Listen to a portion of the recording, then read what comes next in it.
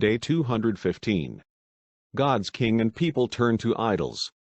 1 Kings, chapter 10, verse 1, to chapter 11, verse 25. When the queen of Sheba heard about the fame of Solomon and his relationship to the Lord, she came to test Solomon with hard questions. Arriving at Jerusalem with a very great caravan, with camels carrying spices, large quantities of gold, and precious stones, she came to Solomon and talked with him about all that she had on her mind. Solomon answered all her questions. Nothing was too hard for the king to explain to her. When the queen of Sheba saw all the wisdom of Solomon and the palace he had built, the food on his table, the seating of his officials, the attending servants in their robes, his cupbearers, and the burnt offerings he made at the temple of the Lord, she was overwhelmed. She said to the king, "The report I heard in my own country about your achievements and your wisdom is true, but I did not believe these things until I came and saw with my own eyes. Indeed, not even half was told me. In wisdom and wealth you have far exceeded the report I heard. How happy your people must be, how happy your officials who continually stand before you and hear your wisdom. Praise be to the Lord your God, who has delighted in you and placed you on the throne of Israel. Because of the Lord's eternal love for Israel, he has made you king to maintain justice and righteousness." And she gave the king 120 talents of gold, large quantities of spices, and precious stones. Never again were so many spices brought in as those the queen of Sheba gave to King Solomon. Hiram's ships brought gold from Ophir, and from there they brought great cargoes of almug wood and precious stones. The king used the almug wood to make supports for the temple of the Lord and for the royal palace, and to make harps and lyres for the musicians.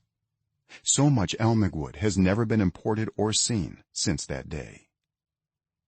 King Solomon gave the queen of Sheba all she desired and asked for, besides what he had given her out of his royal bounty. Then she left and returned with her retinue to her own country. The weight of the gold that Solomon received yearly was 666 talents, not including the revenues from merchants and traders and from all the Arabian kings and the governors of the territories. King Solomon made 200 large shields of hammered gold. 600 shekels of gold went into each shield. He also made 300 small shields of hammered gold, with 3 minas of gold in each shield. The king put them in the palace of the forest of Lebanon. Then the king made a great throne covered with ivory and overlaid with fine gold. The throne had 6 steps, and its back had a rounded top. On both sides of the seat were armrests, with a lion standing beside each of them. 12 lions stood on the 6 steps, one at either end of each step. Nothing like it had ever been made for any other kingdom. All King Solomon's goblets were gold, and all the household articles in the palace of the forest of Lebanon were pure gold. Nothing was made of silver, because silver was considered of little value in Solomon's days. The king had a fleet of trading ships at sea along with the ships of Hiram. Once every 3 years it returned, carrying gold, silver, and ivory, and apes and baboons. King Solomon was greater in riches and wisdom than all the other kings of the earth. The whole world sought audience with Solomon to hear the wisdom God had put in his heart. Year after year everyone who came brought a gift, articles of silver and gold, robes, weapons, and spices, and horses and mules. Solomon accumulated chariots and horses. He had 1,400 chariots and 12,000 horses, which he kept in the chariot cities and also with him in Jerusalem. The king made silver as common in Jerusalem as stones, and cedar as plentiful as sycamore fig trees in the foothills. Solomon's horses were imported from Egypt and from Kuwait. The royal merchants purchased them from Kuwait at the current price. They imported a chariot from Egypt for 600 shekels of silver and a horse for 150. they also exported them to all the kings of the Hittites and of the Arameans. King Solomon, however, loved many foreign women besides Pharaoh's daughter: Moabites, Ammonites, Edomites, Sidonians, and Hittites. They were from nations about which the Lord had told the Israelites, "You must not intermarry with them, because they will surely turn your hearts after their gods." Nevertheless, Solomon held fast to them in love. He had 700 wives of royal birth and 300 concubines, and his wives led him astray. As Solomon grew old, his wives turned his heart after other gods, and his heart was not fully devoted to the Lord his God, as the heart of David his father had been. He followed Ashtoreth, the goddess of the Sidonians, and Molech, the detestable god of the Ammonites. So Solomon did evil in the eyes of the Lord. He did not follow the Lord completely, as David his father had done. On a hill east of Jerusalem, Solomon built a high place for Chemosh, the detestable god of Moab, and for Molech, the detestable god of the Ammonites. He did the same for all his foreign wives, who burned incense and offered sacrifices to their gods.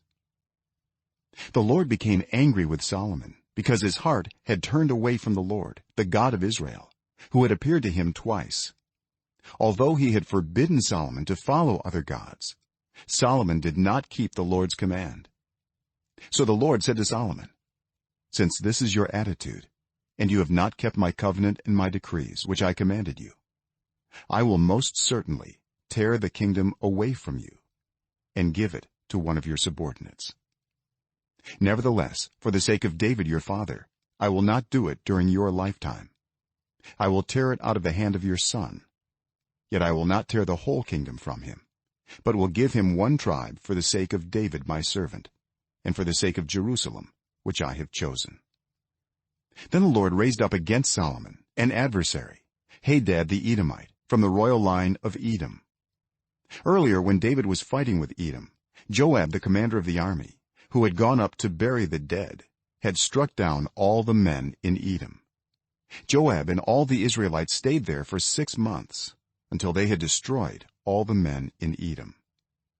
But Hadad, still only a boy, fled to Egypt with some Edomite officials who had served his father.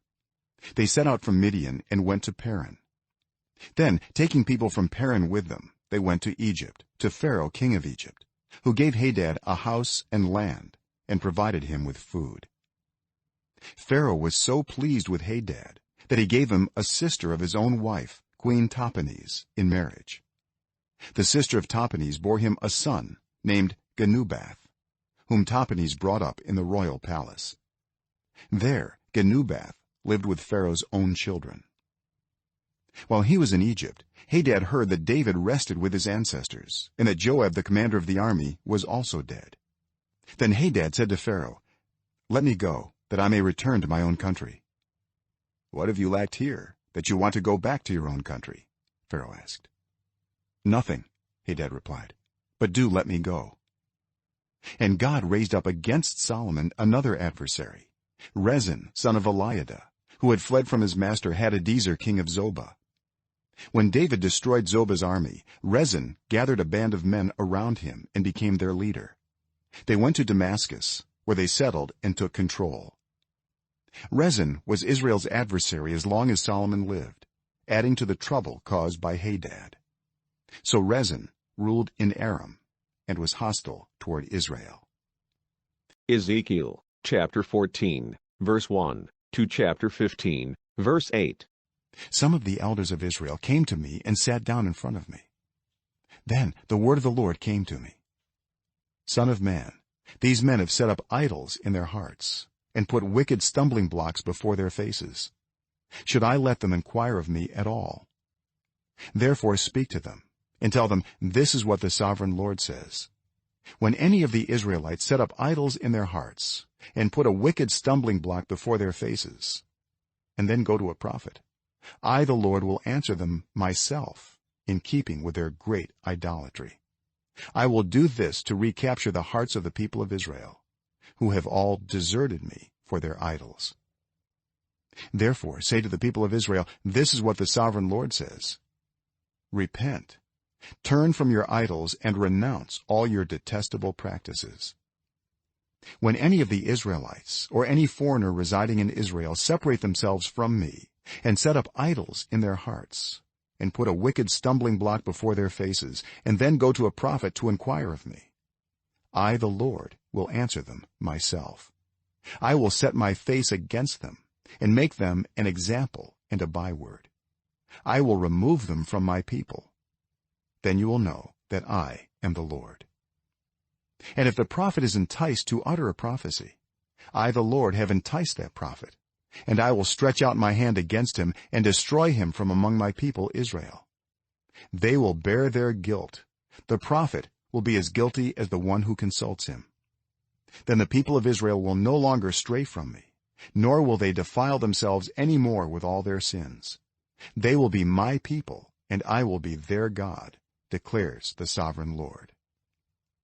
The word of the Lord came to me: Son of man, if a country sins against me by being unfaithful, and I stretch out my hand against it to cut off its food supply and send famine upon it and kill its people and their animals, even if these 3 men, Noah, Daniel, and Job, were in it, they could save only themselves by their righteousness, declares the sovereign Lord.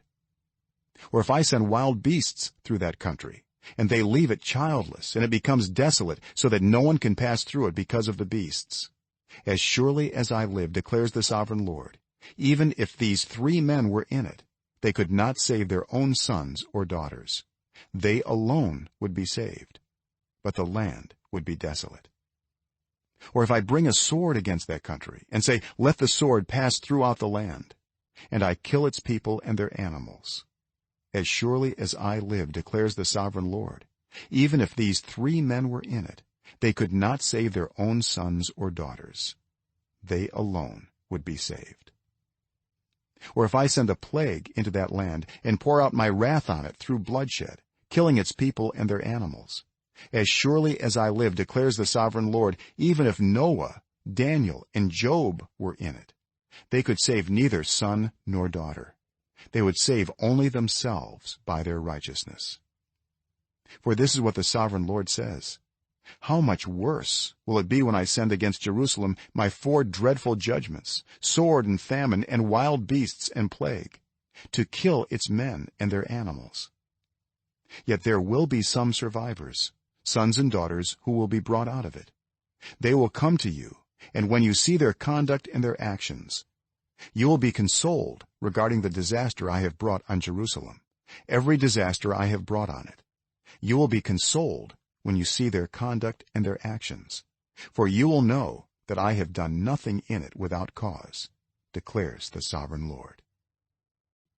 The word of the Lord came to me: Son of man, how is the wood of a vine different from that of a branch from any of the trees in the forest?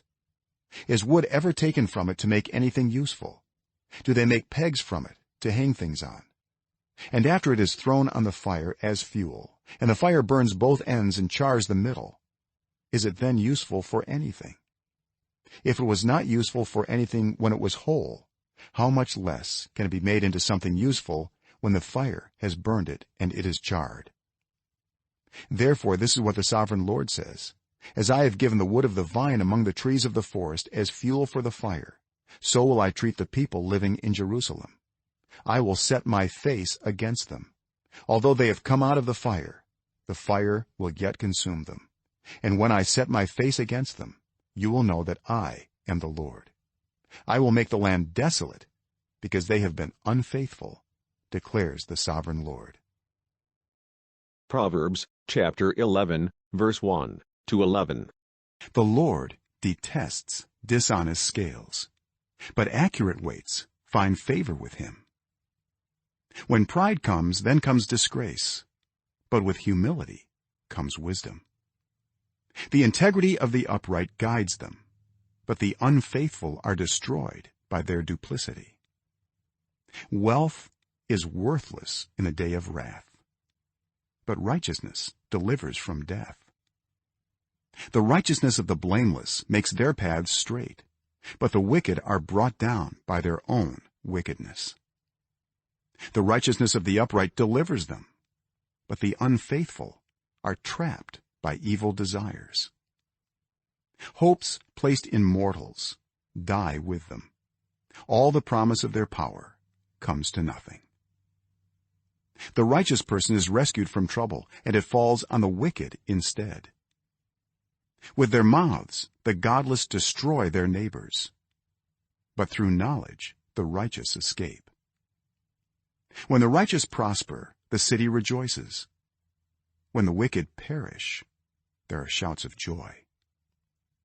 Through the blessing of the upright a city is exalted, but by the mouth of the wicked it is destroyed.